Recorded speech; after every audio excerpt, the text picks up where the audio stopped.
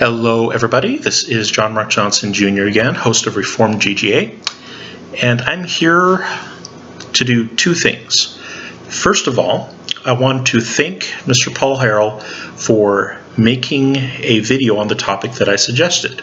A while back I suggested that he do a video on the Fort Scott Munitions 9mm TUI 80 grain bullet that they make. Well, cartridge.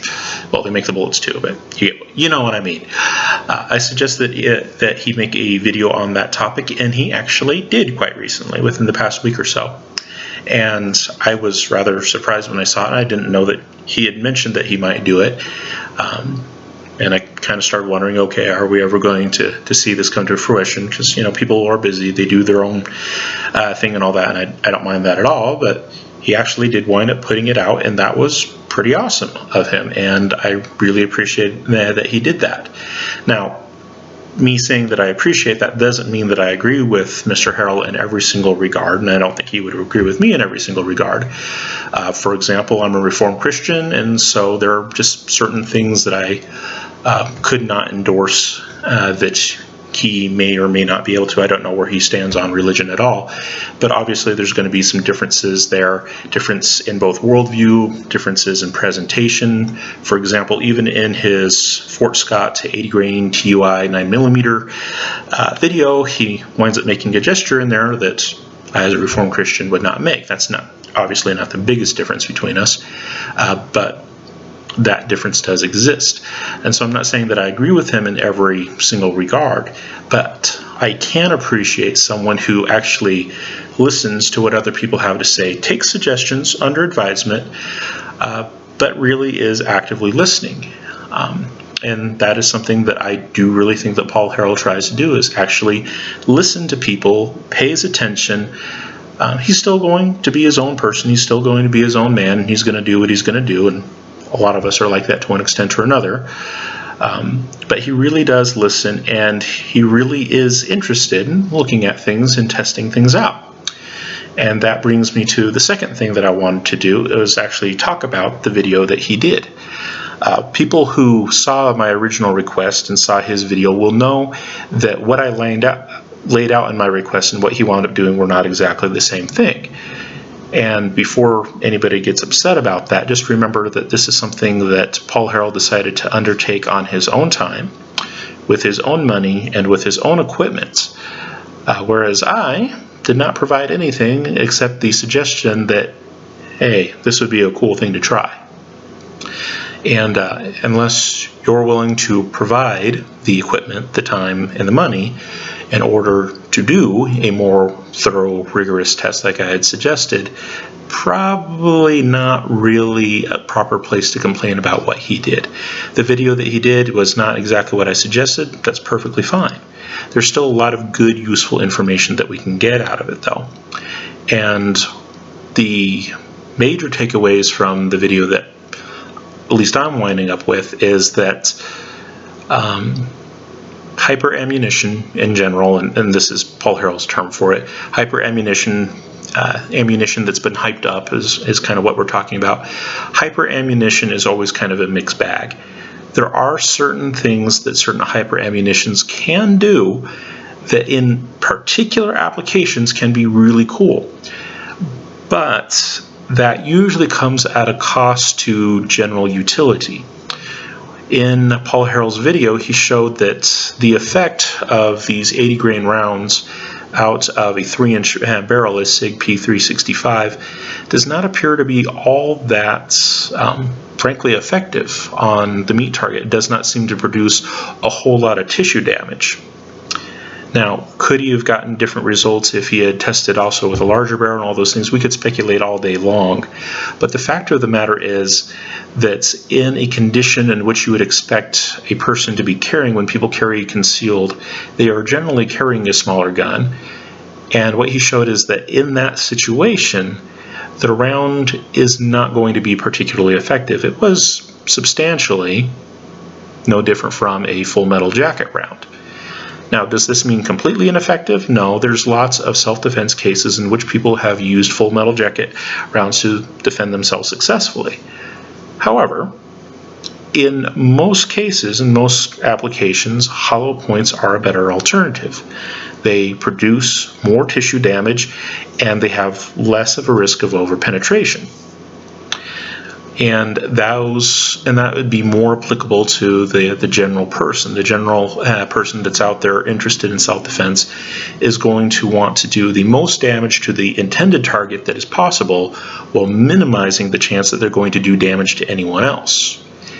And so this round, the Fort Scott 80 grain tumble upon impact 9mm round, didn't really do very well in that application. It doesn't seem like it would be a good round for the general concealed carry application. That being said, and frankly I was completely disappointed by that, because Fort Scott really does hype up these things in terms of tissue damage. That's one of their big claims on their website. You can see the gel test that they do, and it produces these massive blooms in the gel test, and it looks really impressive.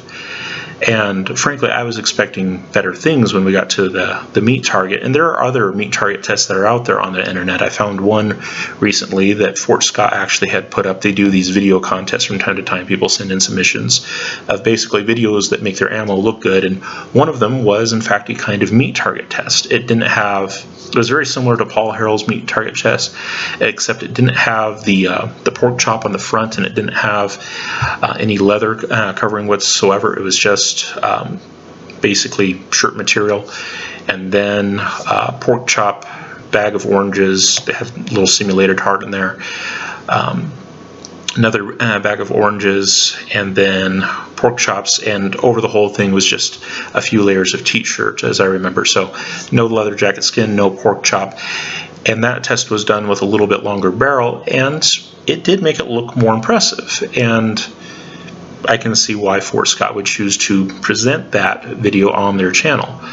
And maybe there is a thing with barrel length. If you do a longer barrel, maybe it is more effective. But the reason why Paul Harrell did the short barrel test on the meat target, I think, is just simply because he thought that that would be more realistic for normal concealed carry. And frankly, I would agree with him. Most people don't like carrying around a 4-inch barrel, a 4.5-inch barrel, a 5-inch barrel.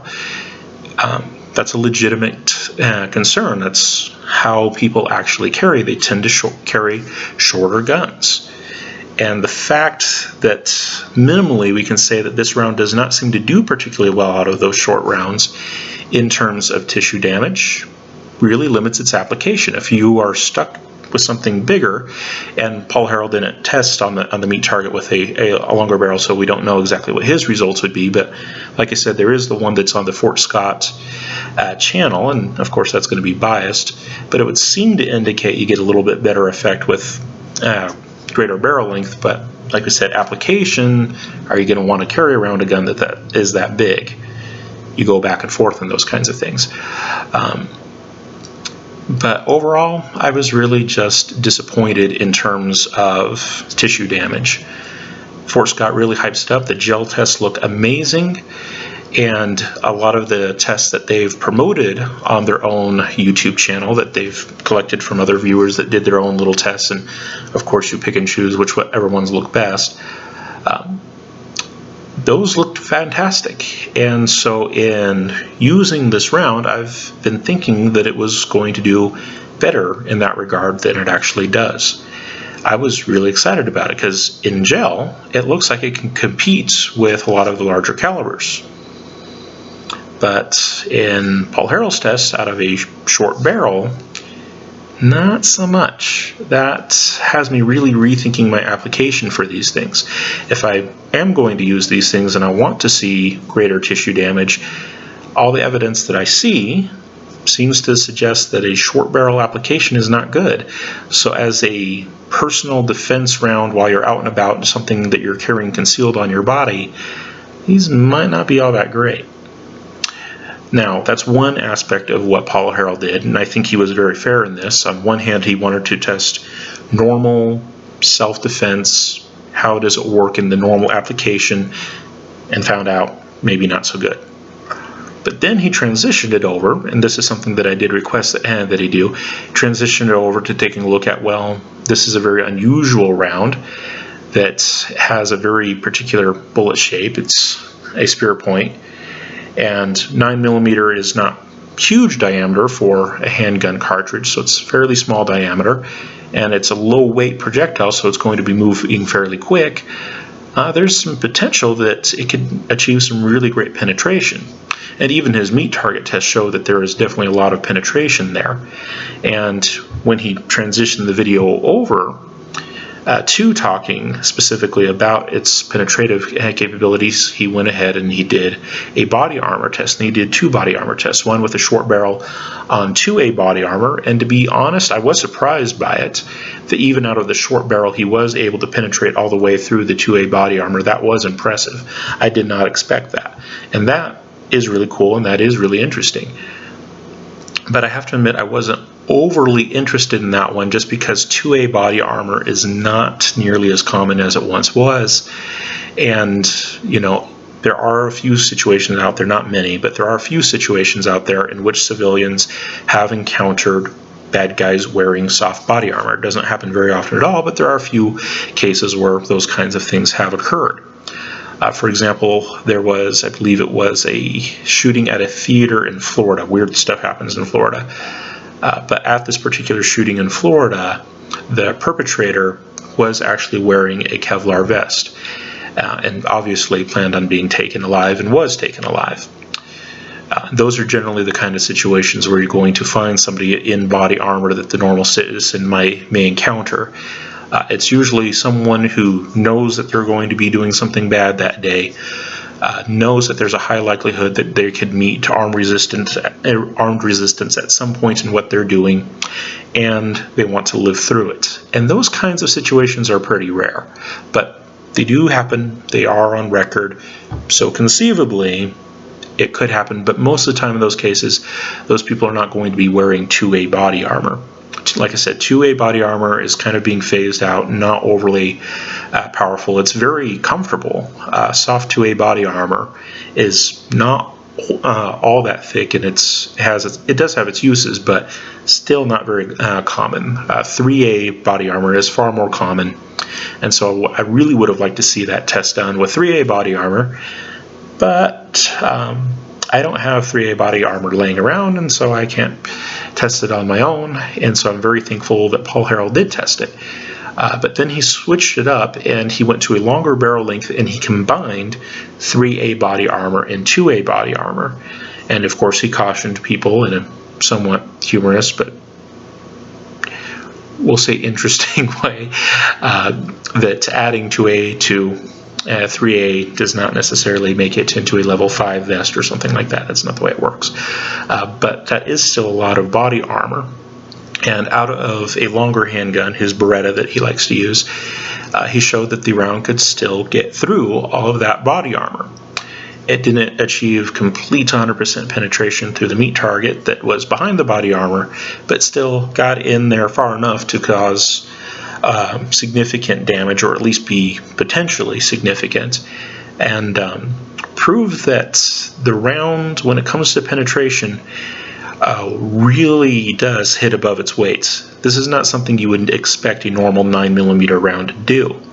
And this one, even out of a handgun, can defeat both 2A and 3A level body armor. We still don't know a whole lot in general about how the round does on 3A in short barrels. We know what it does in long barrels, thanks to Paul Harrell and other videos. And we know what it can do to 2A body armor out of short barrel, but we don't know what the combination of short barrel and the 3A body armor does.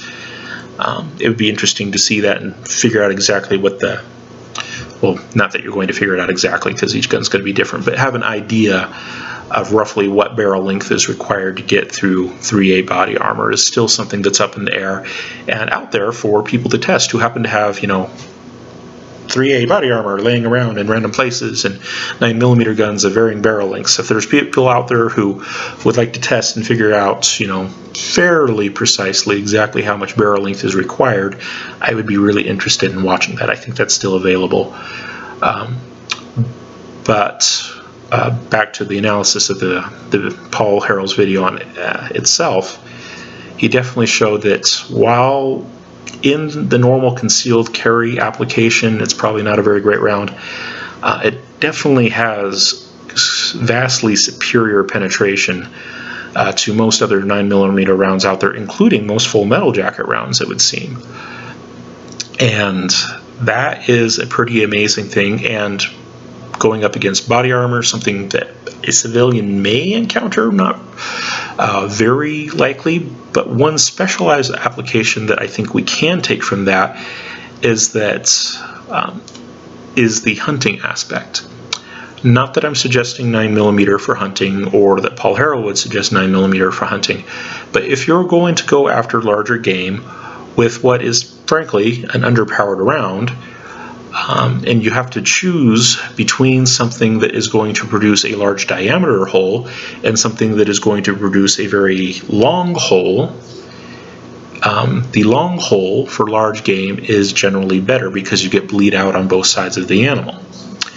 And so if you're stuck in that situation, and there are some people out there that they might only own a 9mm gun and find themselves in a situation where they're going to go hunting, I think that would be fairly rare, but for those people who do like to hunt with 9mm or find themselves in a situation where that's basically their only option, etc., etc., and there are people out there who have hunted with 9mm. You can find a lot of those videos on YouTube, and a lot of them are quite successful with it. I'm not saying that it's necessarily terrible either, but what I think it does show, what Paul Harrell's video does show, is that this Fort Scott 80 grain round might be a round worthwhile considering if you're planning on taking down bigger game with a 9mm. Maybe not the best combination, but if I have to choose between one or the other, between a hollow point that's going to open up nice and wide but maybe not penetrate through a larger animal, versus something that's not going to open up at all that will keep going and going and going, I think I'm going to take the one that's going to keep going and going and going. Get that nice through and through penetration so that you can get bleed out from both sides and hopefully take down the animal relatively quickly. And that leads me to another point that Paul Harrell pointed out, and that is that these rounds can behave erratically in some guns. He tested it in his Beretta, of course, did an accuracy test comparing to the Remington green and white box that he likes to do. This time I think it was the Remington. Sometimes he does Winchester, but it's usually Remington green and white box, and he tested compared to that.